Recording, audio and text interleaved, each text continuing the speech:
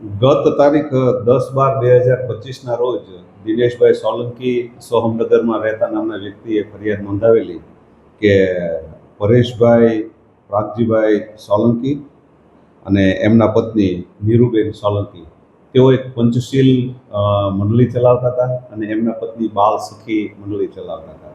એ અન્વયે એ લોકો પાસેથી પૈસા લેતા હતા અને પૈસાની અંદર 5થી 8% વળતર આપવાની એને લાલચ આપતા હતા.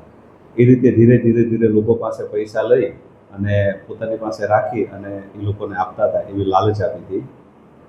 ત્યાર પછી ઘણા સમય આ લોકોએ રાહ જોઈ પણ પૈસા પાછા ન આપતા દિનેશભાઈ સોલંકીએ ફરિયાદ નોંધાવેલી અને જે તે સમયે ફરિયાદની અંદર 54 લાખનું ચીટિંગ કરેલાનું નોંધાયેલું હતું અને સાહેદો બાદ એડ થતાં 68 થી 70 લાખ રૂપિયાની એ લોકોએ ચીટિંગ કર્યાની ફરિયાદ નોંધાવેલી છે.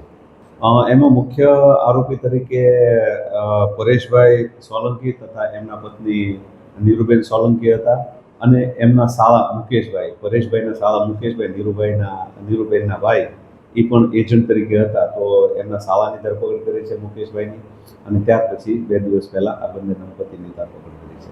એ લોકો આડોશ પાડોશમાં રહેતા હતા અને એકબીજાને પહેલેથી પરિચિત. અંદાજિત 70થી 80 લોકો ભોગ બન્યા છે. અમારી તપાસમાં એવું કોઈ ખાસ કારણ બહાર આવ્યું નથી, પરંતુ જે અમને લાગે છે, જે તપાસમાં અમને જોવા મળ્યું, એ લોકોને થોડુંક લેણું હતું અને એ લેણું દેવા માટે આ મંડળીમાંથી પૈસા ઉઘરાવતા હતા.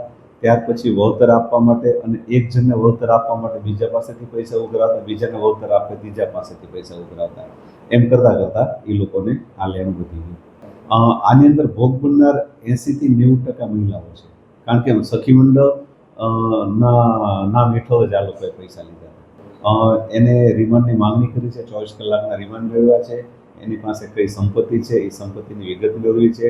ઉપરાંત એની પાસે એવા કોઈ સોર્સિસ હોય કે જેનાથી નામદાર કોર્ટની અંદર રજૂ કરી અને જે ભોગ બનનાર છે એને પૈસા પરત આપી શકાય એ માટેની યાદી બનાવી અને નામદાર કોર્ટમાં રજૂ કર્યા છે.